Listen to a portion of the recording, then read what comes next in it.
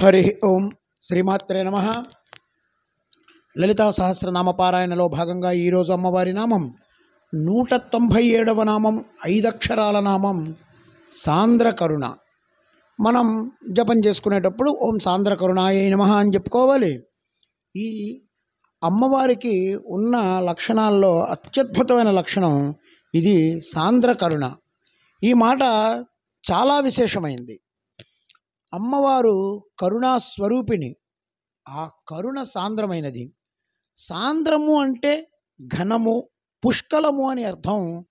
అసలు ఎక్కడా పలచదనం లేదు. నీకు తక్కువ ఇచ్చా, నీకు ఎక్కువ ఇచ్చా కాదు. నువ్వు చేసుకున్నది ఎంతో అంతా నీకు వస్తుంది. కారుణ్యం తప్ప మరొకటి లేదు. ఆ రూపం నిలువెల్లా కారుణ్యమే. రూపం లేని తల్లి రూపం ధరించింది మన కోసం అంటే అది కారుణ్యం కాదండి. నామమే లేని తల్లిని మనం ఎలా పిలిస్తే అలా పలుకుతోంది. అది అమ్మ చూపిస్తున్నటువంటి కారుణ్యం కాదా? అమ్మ అంటేనే కారుణ్యం. కారుణ్యం లేకపోతే అసలు ఈ ప్రపంచం అనేది ఇలా ఉంటుందా అండి?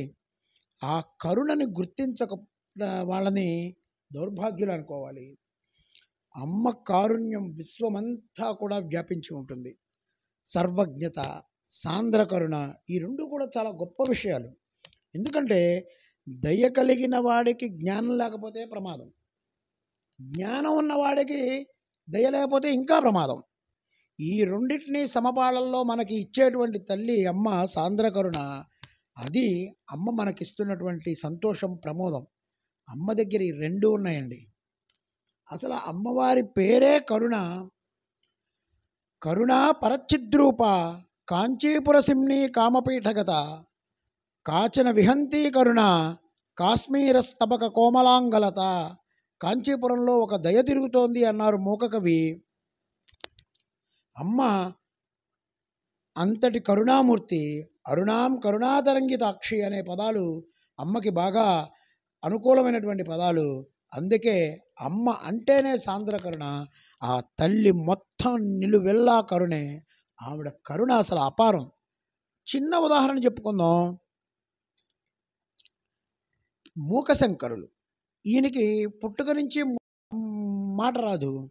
ఆ తల్లి చూపించిన కరుణకి అమోఘమైనటువంటి నిదర్శనం ఈ మూకశంకరులు. అమ్మ ప్రాంగణంలోనే ఉండి ఆ తల్లిని ఎలా పిలవాలి, ఎలా కొలవాలి అనేది కూడా తెలియని ఒక మూగవాడు, అమాయకుడు, ఈయన మీద అమ్మ అనుకోకుండా కరుణాన్ని అమృతంలాగా కురిపించింది. ఆమె నగర పర్యటనకు బయలుదేరే సమయంలో అక్కడ దీనంగా పడిగాపులు కాసే భక్తుడిపైన ఆ తల్లి చూపు పడింది. అమ్మ తాంబూల శేషాన్ని తీసుకున్నటువంటి మూకశంకరులు మహాకవిగా 5 శతకాలు అమ్మ మీద రాశారు. ఆర్యా శతకం, పాదారవింద శతకం, స్తుతి శతకం, కటాక్ష శతకం, మందస్మిత శతకం.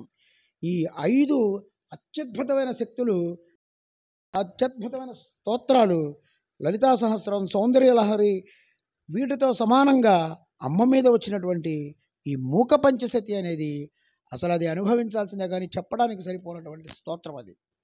ఇంత అయిన తర్వాత మళ్ళీ కూడా అమ్మ ఆయన మీద కరుణ చూపించింది. ఏరా నాయనా ఏం కావాలరా అంటే, నిన్ను కొలిచిన నోటితో ఇంకెవరిని నేను పిలవలేనమ్మా, నా మాట తీసే అన్నాడు ఆయన. అంతటి గొప్పవారు ఆయన మూకశంకరులు. కాంచీపీఠాన్ని కొన్నాళ్ళు ఆయన పరిపాలించారు. అంతటి కరుణ ఆయన మీద అమ్మ చూపించింది. ఆవిడ సాంద్ర కరుణ. ఈ నామానికి మనం ఏ రకంగా అర్థం చెప్పుకోవచ్చు అంటే, గొప్ప దయగలిగినటువంటిది, ఘనీభవించిన కరుణారసపు ముద్ద అమ్మవారు.